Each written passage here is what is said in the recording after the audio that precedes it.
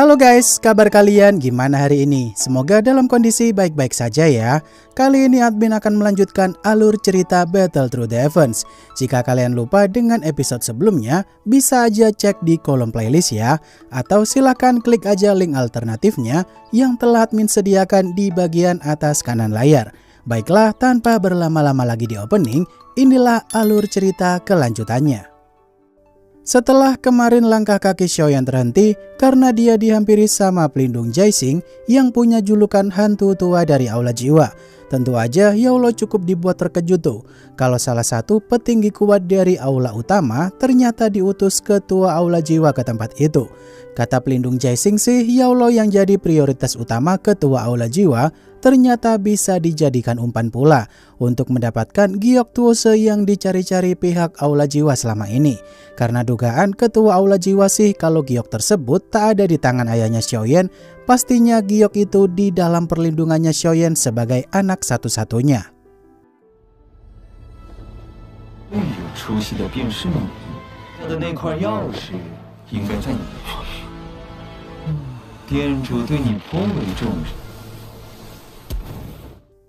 Xiaoyan yang emosinya seketika memuncak setelah dia mendengar pihak aula jiwa pernah menginterogasi ayahnya itu.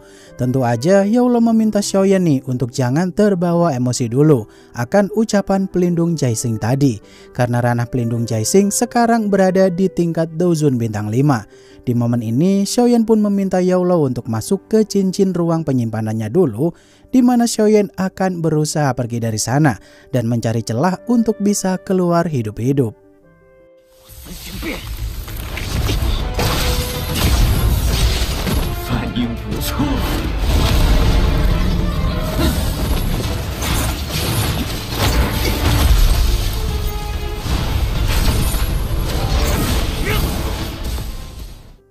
Xiaoyan yang mulai serius melawan pelindung Jaixing dengan segenap kekuatannya. Tentu aja dengan metode perubahan api surgawi tahap ketiga itu, Xiaoyan yang sekarang sih masih kesulitan menandingi kekuatan pelindung Jaixing yang sekarang. Dimana di sela-sela pertarungan sengit itu, pelindung Jaixing memuji Xiaoyan nih guys, kalau pemuda di ranah Doujun puncak aja udah mampu menghindari setiap serangan Doujun bintang 5, udah termasuk hebat banget.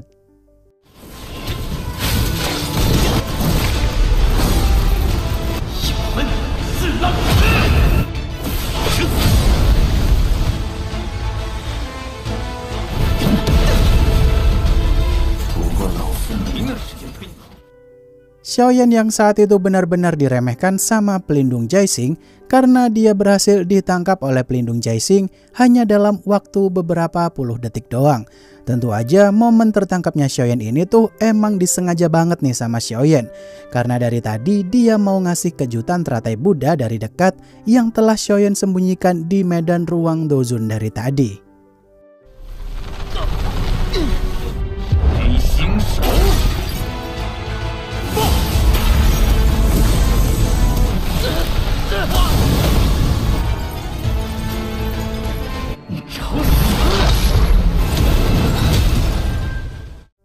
Di sisi lain, teman-teman Xiaoyan yang masih bertarung sengit melawan masing-masing musuh tetua aula jiwa, terlihat jika pelindung Qintian diayam-ayamin sama boneka iblisnya Xiaoyan nih guys.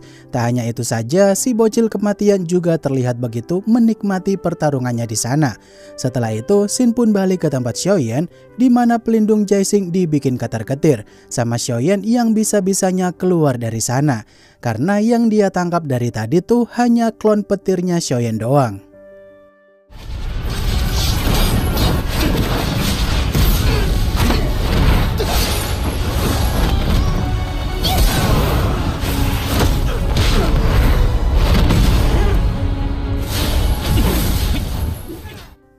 Beberapa saat kemudian, Xiaoyan yang berhasil keluar dan meminta semua teman-temannya untuk mundur karena Yaulo berhasil diselamatkan. Tentu aja semua teman-temannya Xiaoyan pun langsung meninggalkan arena pertarungan tanpa mempedulikan siapa yang menang dan siapakah yang kalah. Dalam upaya kabur dari tempat itu, pelindung Jaixing tentu tak akan membiarkan Xiaoyan pergi dari sana karena dirinya tak mau mangsanya kabur gitu aja.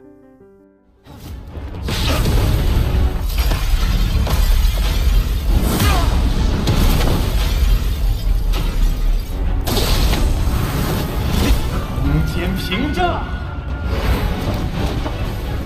我的怒火了！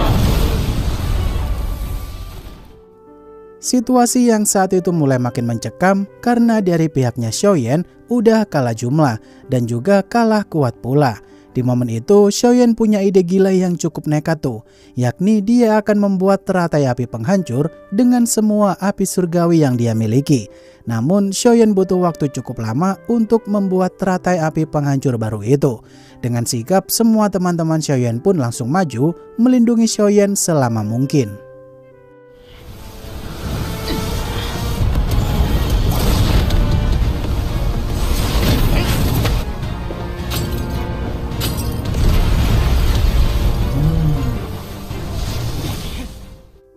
Pelindung Jaixing yang saat itu meminta Xiaoyan menyerahkan Giok Tuose secara baik-baik, maka Xiaoyan dan teman-temannya itu akan dilepaskan baik-baik juga. Tentu aja Xiaoyan yang tak akan pernah percaya ucapan pihak Aula Jiwa yang rata-rata sih ucapannya hanyalah kebohongan semata.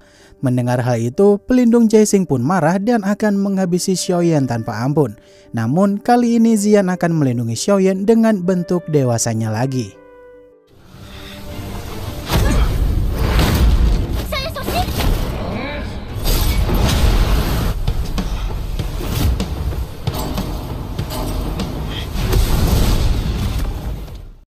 Xian yang saat itu dengan begitu pedenya melawan pelindung Jaixing, tentu aja di momen itu pelindung Jaixing malah dibikin kebingungan juga tuh. Kenapa bocil Dozong yang tadinya terlihat lemah dan tidak bisa apa-apa, sekarang kekuatannya hampir setara dengan dirinya. Di momen itu Xian nyuruh Xiaoyan untuk tak perlu khawatir lagi, karena urusan pelindung Jaixing masih bisa Xian tangani dalam waktu beberapa menit ke depan. Karena Xian yang sekarang udah cukup kuat dalam mode dewasanya itu.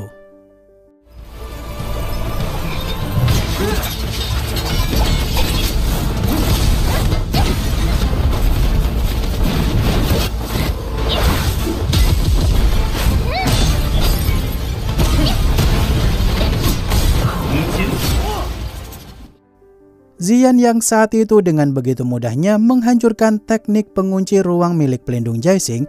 Kata Xian sih kalau adu teknik ruang tuh kekuatan pelindung Jaixing bukanlah tandingannya Xian yang sekarang. Melihat kemampuan aneh Xian yang bisa memanipulasi pengunci ruang barusan cukup membuat pelindung Jaixing makin penasaran sama asal-usulnya Xian kenapa bisa memanipulasi hukum ruang dengan mudahnya.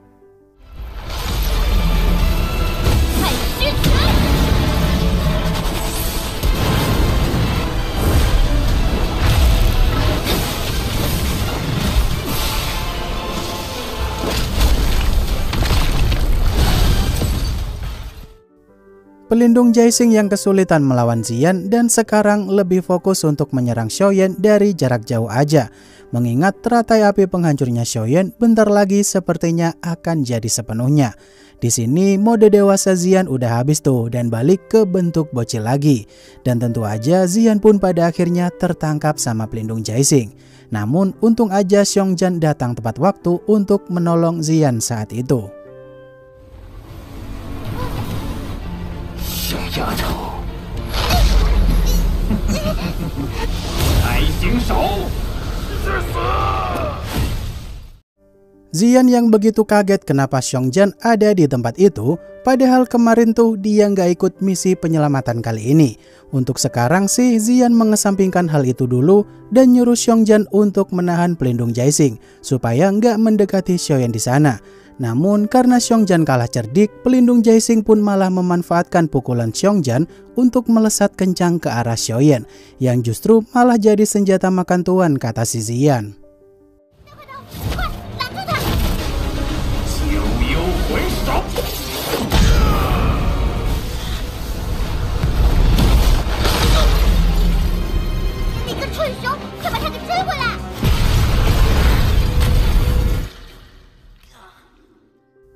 Semua orang yang melihat Xiaoyan terkena serangan telak dari pelindung Jaixing sampai-sampai hampir membuatnya tak sadarkan diri.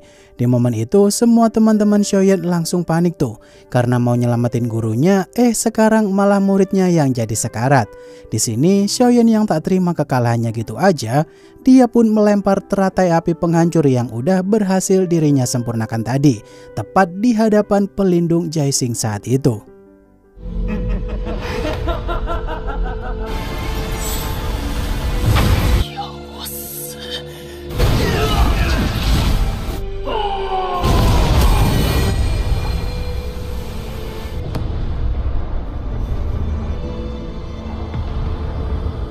Semua teman-teman Xiaoyan yang langsung balik menghampiri Xiaoyan di sana tanpa mempedulikan pertarungan mereka barusan. Di momen ini Mugu terlihat begitu ketar-ketir tuh melihat teratai api penghancurnya Xiaoyan punya daya ledak sedahsyat ini. Bisa jadi pelindung Jaixing mengalami luka yang amat serius jika menerima serangan seperti ini secara langsung. Di momen tersebut datanglah dua pelindung aula jiwa yang lebih kuat lagi, di mana mereka berdua ini datang atas panggilan pelindung Jaixing.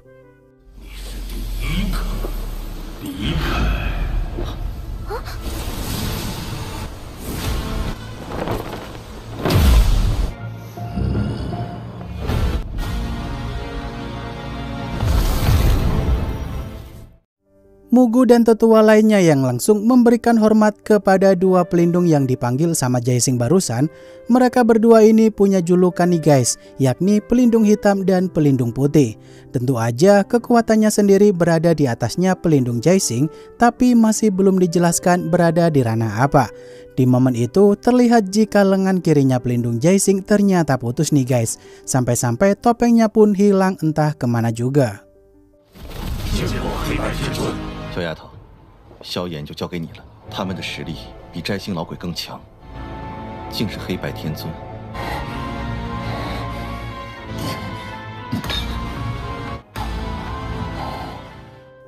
Xian yang saat itu punya cara sendiri keluar dari sana menggunakan dimensi ruang istimewa dari darah naga kunonya itu. Tentu aja hal tersebut langsung bikin kaget Master Feng dan yang lainnya tuh.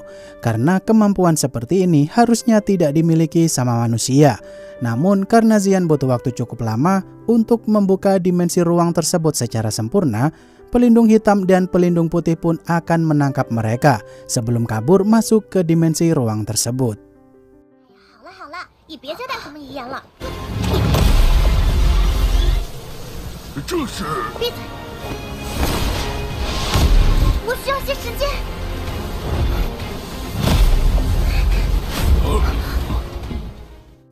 Master Tiejian yang saat itu langsung melesat kencang ke arah pelindung hitam dan pelindung putih. Dia pun akan membantu Xian mempercepat pembukaan dimensi ruangannya itu dengan energi kehidupannya secara langsung.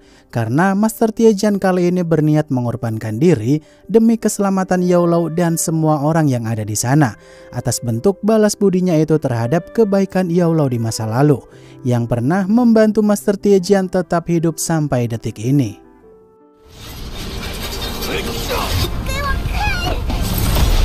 也尽欠你的人情，今日。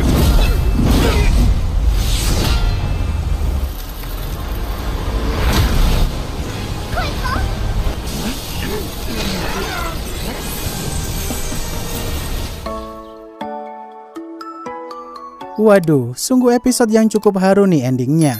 Dari yang bikin merinding sama aksi Xian melawan pelindung Jaixing, sekarang Master Tiejian berkorban demi keselamatan semua orang. Untuk kelanjutannya sabar ya, karena episode berikutnya rilis minggu depan. Akhir kata, terima kasih buat kalian yang udah nonton sampai akhir, dan sampai jumpa di video selanjutnya ya. Bye-bye.